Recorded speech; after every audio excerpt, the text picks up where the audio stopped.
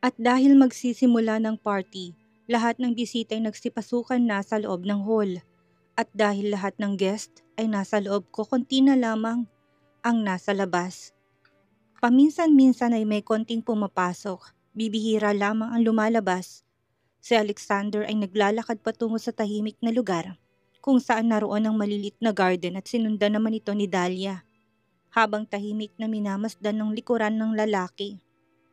Ang dalawa'y tahimik na naglalakad, napayakap si Dahlia sa kanyang katawan dahil naramdaman niya ang lamig ng simoy ng hangin. Panaka-naka naman siyang sinusulyapan ni Alexander upang masiguradong nakakasunod pa siya sa lalaki. Napahinto ito sa paglalakad saka napatingin sa relo na para bang nagmamadali ito. Ilang minuto rin silang tahimik at pinapakiramdaman ang isa't isa. Miss Dahlia, sabi ng pinsan ko na si Sinaya, meron ka raw i-discuss sa akin tungkol sa negosyo. Pwede mo bang sabihin na sa akin ngayon din? Dahil alam mong nagmamadali ako. Nang marinig ang sinabi ng lalaki na palingon si Dahlia sa lalaki, ang mga mata ng lalaki sobrang lamig na parang yelo. Parang tinititigan siya nito. Para bang isa siyang stranghero sa lalaki at nakalimutan na nito na may nangyari sa kanilang dalawa. Pilit nang ngumiti si Dahlia at nagsalita. Mr. Alexander Montecarlo, ang tungkol sa business project ay hindi totoo. Napakaseryoso mo naman. Napakunot ang noon ni Alexander na marinig ang sinabi ng dalaga, ngunit hindi na nagulat pa dahil alam nito na sa una pa lang ay may posibilidad na itong mangyari. Bagkos, kinalma ng lalaki ang sarili at unti-unting umarko ang labi. Oh, ano nga bang rason? Bakit gusto mo kong kausapin ni Miss Dahlia? Lakas loob na lumapit si Dahlia kay Alexander. Pinaliit ang distansya sa pagitan nila, tinignan niya sa mga matang lalaki sa matamis na ngumiti. Ilang taon na rin naman tayong hindi nakita at nagkausap. Masama bang kamustahin ka? Tanong ni Dahlia sa lalaki. Tinasa niya ng kilay si Alexander at nagpatuloy. O baka naman, kinalimutan mo na ako ang nangyari sa akin. Mas sinilapit pa ni Dahlia ang sarili sa lalaki at marahang hinawakan ng matigas nitong dibdib na para bang inaakit niya to. Ang kanyang boses ay napakalambing at tinis. Hindi umilag si Alexander, bagkus sinayaan lamang si Dahlia. Hindi naman siguro dapat na pag-usapan ang nakaraan, hindi ba? Sabi nga, past is past, Miss Dahlia. Napapailing ang dalaga. Mr. Montecarlo, paano mo nakakalimutan ng isang masaya at magandang gabi kasama ako? Ni hindi ko nga makalimutan ang haplos mo at halik mong masusuyo sa akin. Pati ng mahina mong pag-ungol na talaga namang nakaka-turn on. Naputo lang sasabihin ni Dahlia na magsalita si Alexander. Seryoso ng mukha nitong nakatingin sa kanya. Kung yan lang ang nais mong ipag-usapan natin ngayon, mas mabuti pang mauna na ako sa'yo, Miss Dahlia. Taliwas ang sinasabi ng lalaki sa sinasabi ng mga mata nito. Kitang-kita ni Dahlia yun. Tatalikod na sana si Alexander upang umalis na magsalita ulit ang dalaga. Bakit naman nagmamadali ka? Natatakot ka ba na may makarinig sa atin? O natatakot kang mahulog ulit sa akin? Nagtaas babang Adam's apple ni Alexander na pati ko man lalakit na palunok ng mariin. Isang gabi lang yon, Alexander, pero talagang nagmarka yun sa buong pagkatao. Araw-araw hinahanap-hanap kong haplos mo. Akala ko makakalimutan kong gabing yon, pero nagkamali ako. Hinawakan ni Dahlia ang likuran ng lalaki, tinaplos yon. Nakatalikod kasi sa kanya si Alexander. Napakagat siya ng labi at nagsalita ulit. Alam kong kahit na mahina lamang ang pagkakakalmot ko dito, ay bakas na bakas pa rin ng sugat sa likuran mo. Sobrang intense ng gabi natin dahil sobrang lasing din tayong dalawa noon. I'm sorry about that.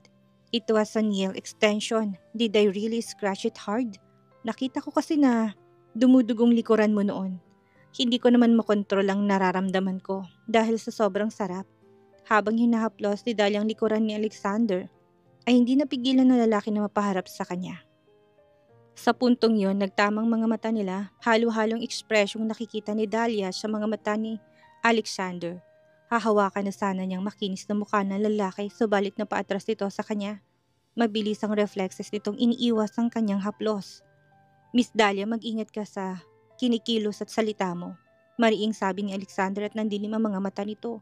Subalit hindi man lang yun pinansin ni Dahlia. Ngumiti lamang siya nang matamis at nilapitan si Alexander. Kinuha niyang kurbata ng lalaki kung kaya't napadukwang si Alexander. Bakit mo nga ba ako iniiwasan, Mr. Monte Carlo? Hindi ba't napaka-close naman natin noon? Bakit ka naman kinakabahan at nahihiya? Ang galing-galing mo nga noon. Sandaling natahimik si Alexander. Inalis ang pagkakahawak niya sa kurbada nito at napatayo ng tuwid. Dahil isang matyagang tao si Dahlia, hindi madaling sumukoy nakaisip siya ng ibang paraan para mapalapit sa taong gusto niya. Sige, ito na lang.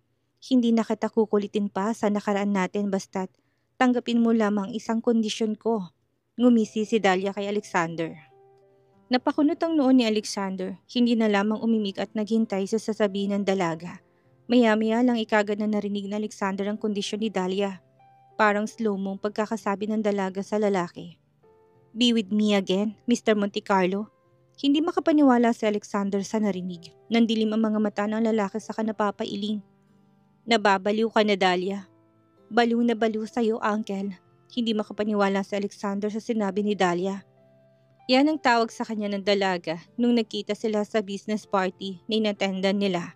Yan din ang araw kung saan may nangyari sa kanilang dalawa. Uncle, napapailing ang lalaki. Hindi naman siya ganong katanda para tawagin siya nito. Ilang taon lang din ang pagitan nila. 7? 8? Hindi niya sigurado. Walang nagawa si Alexander kundi ang mapailing sa sinabi ni Dahlia. Ang ginawa niya ay tinalikuran niya lamang ito at naglakad palayo. Hindi niya alam kung anong sasabihin sa babaeng yun. Napahinga siya ng maluwag at pumasok na lamang sa loob ng hall. Samantalang napakakrus ng braso si Dahlia sa dibdib. Tahimik na pinagmamasdan ang likuran ni Alexander. Napangising na lamang siya at natawa ng mahina. Alam niya ang kanilang istorya ay hindi dito magtatapos. Siya si Dahlia, hindi papayag na hindi makuha ang gusto niya. Puno ng bulong-bulungan ng hall kung kaya't medyo maingay sa loob. Marami ang nagsisidatingan pa rin kung kaya't napupuno ng loob. Mabuti na lamang at sobrang laki ng espasyo. Sa loob kaya naman lahat ay nakakapasok. Si Sinaya na ngayon ay nakaupo sa isang mesa, kasama ng asawa, panay ang kain ng mga pagkain inihain sa kanya ni Joaquin. At dahil buntis siya, talagang madali siyang magutom. Si Joaquin nakatabi, namamangha sa kanya dahil nakailang sandok na siya ng kanin kanina. Sobrang sarap na sarap siya sa mga ulam na inihanda doon sa party. Nag-request din si Joaquin sa chef ng party na lutuan si Sinay ng sinabawang baboy para namang mainitan ng tiyan ng asawa. Ngayon ay halos maubos na nga ng asawa ang isang mangkok ng sinabawang kinuha ng lalaki kanina. At dahil gusto pa ng asawa ng isang mangkok ay agad na inutusan ni Joaquin ang waiter upang kumuha pa sa loob ng kusina kung saan naroon ng mga chef. Nang mailapag ang isang mangkok ng sinabawang baboy, ay mabilis niyang kinuha ang kutsara at sumandok ng sabaw. Hinipan yon at dahan-dahang sinubo sa bibig ni Sinaya. Mas mainit pa ito kanina, talagang pinainit ko to sa head chef kung kaya't masasarapan ka dito, wife. Ngumiti si Sinaya tinikman ng sinubo sa kanya ni Joaquin. At napatango-tango, masarap nga habi, salamat, paborito ko rin kasing sinabawang baboy. Namamangha at buong pagmamahal naman siyang tinignan ng asawa at napangiti. Kumain ka pa ng marami, para naman mamaya may lakas ka pa. Napatango sa Sinaya. Kinuhang mangkok na nasa harapan ni Joaquin at siya nang sumandok doon. Ayaw naman niyang pagsilbihan siya ng asawa dahil wala siyang sakit. Buntis lamang. Sobrang nagutom na rin talaga kami ng baby natin. Baka sabihin ng mga tao, busog lang ako dahil malaki na rin ang tiyan ko. Natatawang sabi ni Sinaya sa asawa sa kahinimas ang naumbok na tiyan niya. Nang marinig yan ni Joaquin ay napangiti na lamang ito. Kinuha ng lalaki ang tissue na nasa gilid at pinunasan ng labi ng asawa. Well, malalaman nilang buntis ka dahil i-announce din natin ang pagbubuntis mo. Anyway, how was your feet? Kanina ka pa nakatayo upang batiin ng mga bisita. Don't worry, pag-uwi natin ay imamasahe kita, mahal ko. Tumango si Sinaya at napangiti. Halatang halata sa mga mata ng babae na sobrang saya niya sa asawa niya. At talagang kitang-kita yun ng mga bisita na nasa gilid lamang nila. Sino nga ba naman ang hindi mapapatingin sa nawawalang anak ng mga Monte Carlo? Hindi lang dahil sa kabilang ang babae sa pamilya kundi sa angking kagandahan nito. Sabayan pang suot nitong mamahaling red gown na sikat dahil sa sobrang mahal na presyo. Na makita ng mga bisita kung paano sobrang sweet ni Joaquin kay Zenaya, ay talagang kinikilig ang mga ito. Hindi ko inaasahan na sobrang bait pala ng asawa ng pinsan ni Alexander. Sabi ng babae nagngangalang Shelo sa hindi kalayuan, nakasuot to ng birding gown. Sinabi mo pa, mabait na nga, sobrang gwapo pa. Napakaswerte ng pinsan ni Alexander, no? Kahit na baldado to, ay kaya pa rin tong asikasuhin ng asawa. Sana all na lang tayo. Sana lahat ng lalaki ganyan. Yung ex ko kasi, asshole yun, sabi pa ng isang kaibigan nitong si Ivy. Uy, tingnan niyo kung paano titigan ng asawa nitong babae.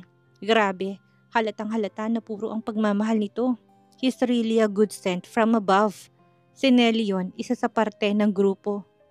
Napalingon naman ang kababaihan sa direksyon ni Zenaya at Kit.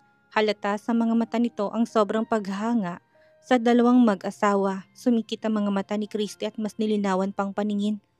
Pero bakit parang pamilyar sa akin ang asawa niya? Parang nakita ko na siya sa mga TV or nalalaki ang mga mata ng kababaihan. Paano nating hindi nakilalang isang legendary businessman na si Kit Joaquin Anderson? OMG, siya nga yan hindi ba?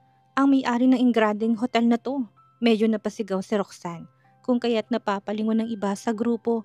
Nang marinig yun ng ina ni Joaquin ni kagad tong lumapit sa grupo ng kababaihan. Napatikim ang matandang babae sa kanapangisi. Ngayon nyo lang ba na-realize na siya si Kit Joaquin? Sa bagay, hindi naman umaattend si Mr. Anderson sa mga ganitong event.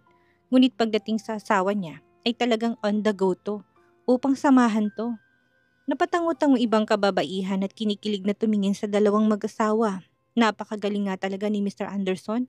Kung alam niyo lang siya ang may-ari ng Anderson's Company and Hotel, marami rin ang ari-arian nito. Sa murang edad din na palago niya ang kanilang negosyo at gumawa pa ng sariling pangalan sa buong mundo. Nakakalungkot nga lang dahil naaksidente ito, kung kaya't naging baldado siya.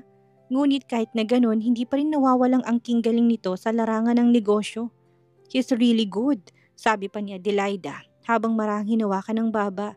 Hindi ko ina-expect na asawa pala siya ng nawawalang pinsan ni Mr. Monte Carlo. Grabe din ang achievements ni Mr. Anderson na talagang walang nakakatalo sa kanya. Nang marinig ang sinabi ni ay lahat naman ni nagsitanguan bilang pagsang-ayon. Si Mrs. Anderson na ngayon nakatitig lamang sa mag-asaway na papangisin na lamang. Sobrang proud ang matanda sa dalawang anak. At alam nyo rin ba, si Naya, hindi lang siya itong mayaman sa Anderson. Dahil magugulat kayo sa nalaman ko kanina. Siya pala si Dr. Miracle, bulalas ni Lani sa mga kaibigan. Dr. Miracle? Yung napakagaling at genius na doktor sa buong mundo. Si Dr. Miracle? Sabay-sabay na tanong ng magkakaibigan. Napatango ng paulit-ulit ang babae sa kanapangisi. Ay, oo nga, sabi ko na nga ba. At sobrang familiar din niya para sa akin. Oh my God, talagang siya nga si Dr. Miracle. Grabe, siya yung doktor na may miracle's hand. Siya palang nawawalang pinsan ni Mr. Monte Carlo. No doubt, napakagaling talaga ng pamilyang Monte Carlo, hindi ba? Sabi pa ni Iya. Nagniningning naman ang mga mata ni Cora at nanginginig itong nagsalita. Idol na idol ko pa naman si Dr. Miracle, pero hindi ko pa nakikita ang mukha nito. Palagi kong binabasa ang kanyang mga libro at research paper for future purposes. Hindi ko inaasahan na makikita ko siya sa personal. Pwede kayong magpa-picture sa kanya? Samantalang rinig na rinig ni Don Fausto ang mga pinag-usapan ng mga dalaga. Na-estatwa ito sa kinatatayuan habang nalalaki ang mga matang nakatingin sa dalawang mag-asawa. Hindi nito inaasahan na may ibubuga palang mga to. Si Mrs. Anderson naman ay umalis na't hinayaan lamang ang pagchichismisan ng mga mag-asawa dahil puro naman magagandang salita ang sinasabi ng mga to tungkol sa dalawang anak.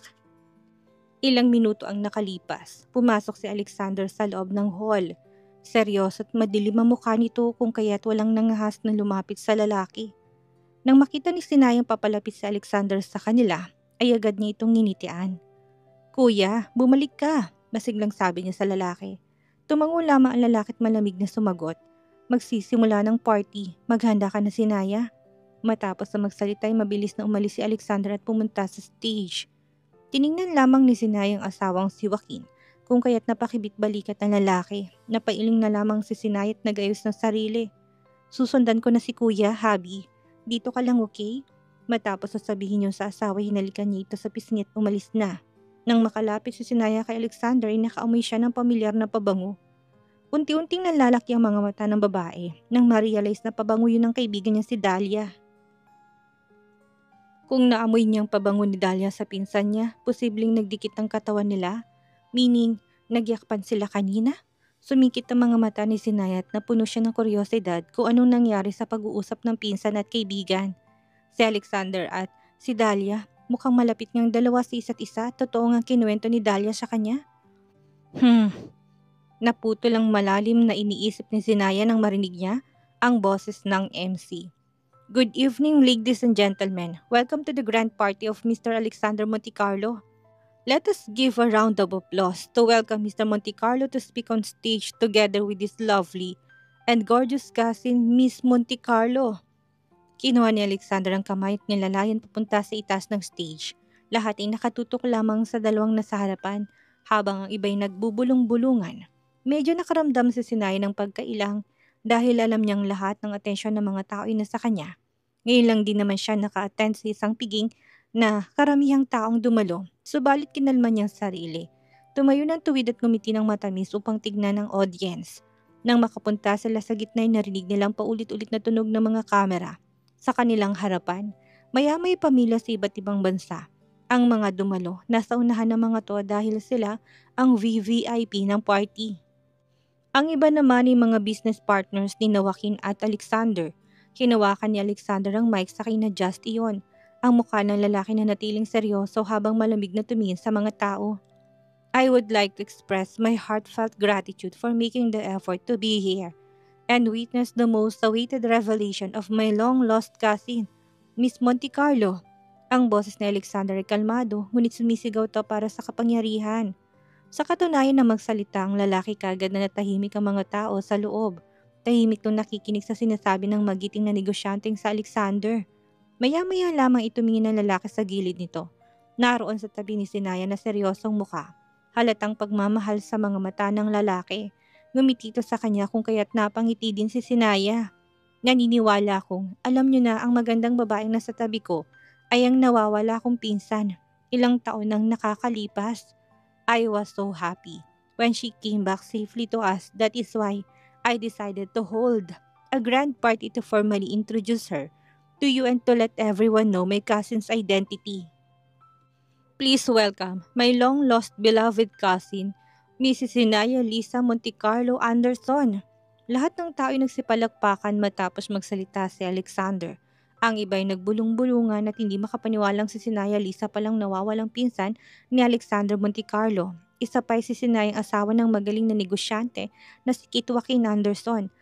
At ang pinakamalupit, si Sinaya, si Dr. Miracle na genius doctor sa buong mundo. Sa isip-isip ng mga tao, walang taong makakatalo sa bigating karir ng babaeng ito. Pumunta siya sa harap ng microphone kung nasan kanina si Alexander at magalang na nagsalita. Good evening everyone. I am Sinaya Lisa Montecarlo Anderson. It is really an honor to stand here in front of you all. I have no words to say but thank you.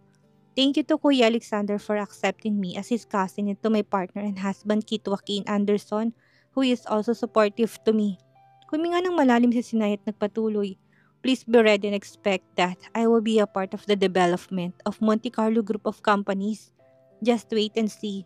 Seryosong tingin ni Sinaya sa mga taong nasa harapan niya. Para bang binabalaan yung mga kaaway nila, hindi siya basta-bastang pinsan lang ni Alexander. Isa na rin ng taong nagpalayo sa kanya sa totoo niyang magulang. Ang nagpasakit sa mga magulang niya at sa pinsan niyang si Alexander. Ang pamilyang sana'y magmamahal sa kanya ng buong buo at walang kapalit. Ang pamilyang winasak nito ng sobrat hanggang ngayon ay nagtatago pa rin sa sariling lungga. Nang maisip yun ay mas lalong nanginig sa galit si Sinaya. Hindi kita pakakawalan, bulong niya sa sarili. Ang huli niyang sinabi kanina hindi lang yun basta-bastang katagang binitawan niya. It serves as a warning to them. Isang challenge sa mga taong gusto silang kalabanin at saktan sa hinaharap. Matapos sasabihin ni Sinaya ang gustong sabihin ay narinig niyang palakpakan ng madla hanggang sa marami nang naririnig na bulong-bulungan galing sa iba't ibang grupo. Grabe rin talaga si Sinaya Lisa. Sumisigaw ang pagiging Monte Carlo niya. Napakaangas, sabi ni Rolando sa mga kaibigang negosyante. To think na nasa early 20s lamang ang babaeng ito. Napakabigatin at napakataas ng lipad niya. Sobrang ganda ng karir. Walang makakatalo sa babaeng ito. Napailing naman si Ruby na asawa ni Rolando, samantalang si Don Fausto ay nanatili lamang nakatingin kay Zenaya. Nakikinig din sa mga bulong-bulungan ng mga katabi nito. Nang marinig ang last sentence na sinabi ng babae ay sumikit ang mga mata nito. Nang ma-realize ang sinabi ni Zenaya ay sumilay ang ngisi sa labi ng matanda. Ang mga tao ay nagkakagulo. Halos na puno ng bulong-bulungan ang loob ng hall. Nakuha din ng mga tao doon ang ibig sabihin ni Zenaya. Alam nilang winawarningan sila ng babaeng nasa harapan lalo at mga taong gusto itong kalabanin.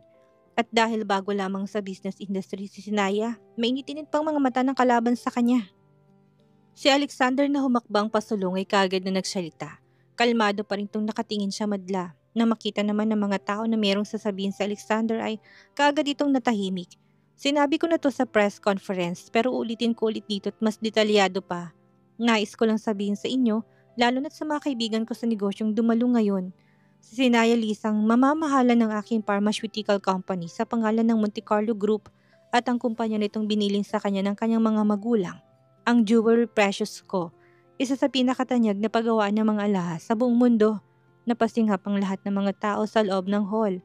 Si Don Fausto nakapapasok lang sa loob dahil kagagaling lang nito sa CRI, nanlalaki ang mga mata.